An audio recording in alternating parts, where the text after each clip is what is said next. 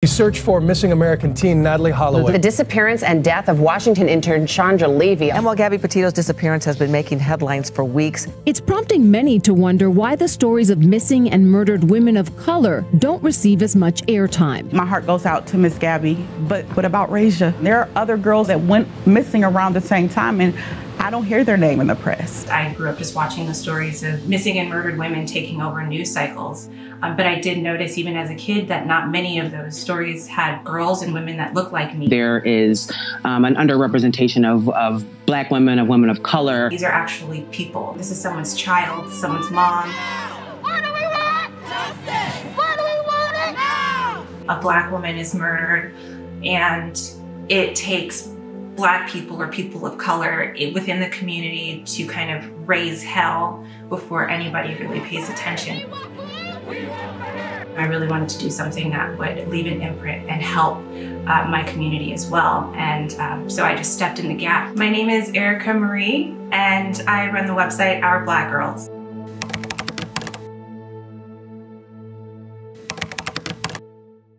I founded a website where I share stories of missing and murdered Black women that go underrepresented in mainstream media. So I share as much as I can about their lives and making things go viral and forcing the hand of mainstream media to pay attention to just who we are and what we're going through. I'm a journalist. I work in hip hop and music and celebrity entertainment, pop culture.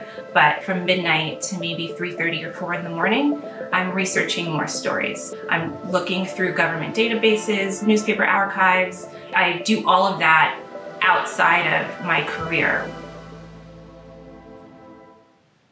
There's an overrepresentation in media when white women go missing and an underrepresentation in media when Black, brown, and indigenous women go missing. That actually has a name, Missing White Woman Syndrome, to describe the media and public fascination with missing white women while ignoring cases involving missing people of color. I typically start either with the government database, the National Missing and Unidentified Person System.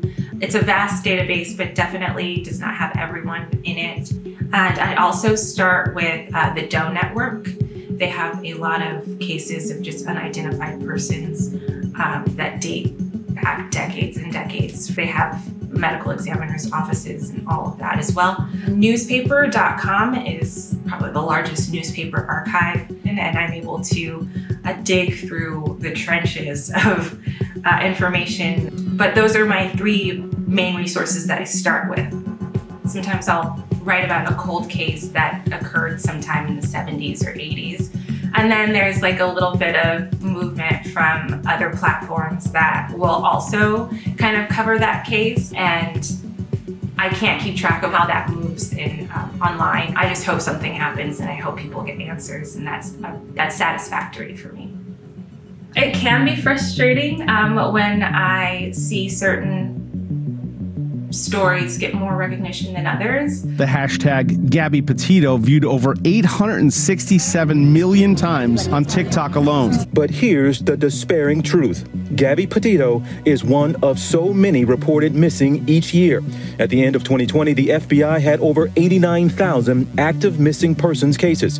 45% of those cases, people of color. We need to use our platform and highlight some of these other missing person cases. We just want Black women and women of color to be acknowledged and brought to the awareness at the same rate as white women. Especially when there's harm done to us, and especially Black women, because we're pretty much degraded across everything that you could ever think of. When you talk about dating apps, we're the least desired. When you talk about how we are portrayed in the media, we're often aggressive or angry. We're not soft and gentle and kind, and we're not perceived to be that way.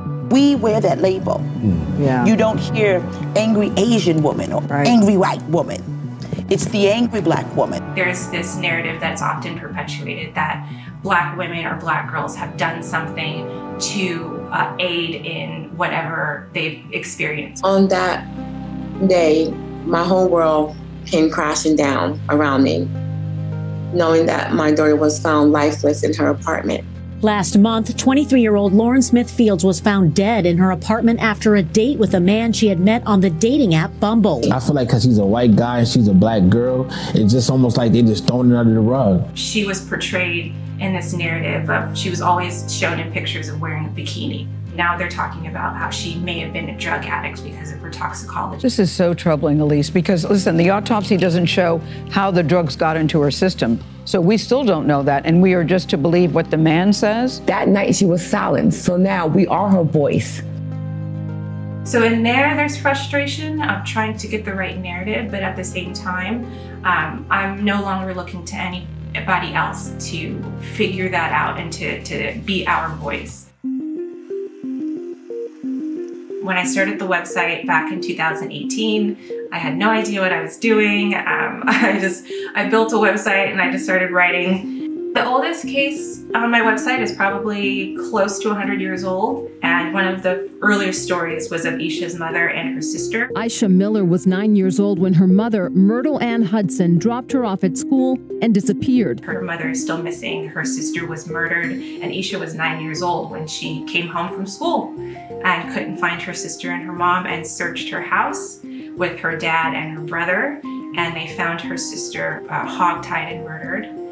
Mom was missing and is still missing. The man responsible went on to harm other people, and police pointed the finger at Isha's father, thus not really adequately investigating the case. 22 years later, detectives linked the evidence to a prison inmate, Tommy Lee Stewart. We are saying, hey, listen to us. We are writing to media outlets, but nobody puts us on the front page. The newest case would, of course, be Tioni Theus. The 16-year-old was found shot to death at the Manchester on-ramp of the 110 freeway in South LA. That's a really big case out of Los Angeles that is finally gaining some traction in mainstream media. Yesterday, after pressure from the community and a case growing cold, a major development, a reward offer of more than $100,000. When I look at my website, I see people. And I see all of the connections that those people have to them and how important it is to be sensitive to that. There is initially this sense of selfishly, pride in what I built for the sake of the greater good.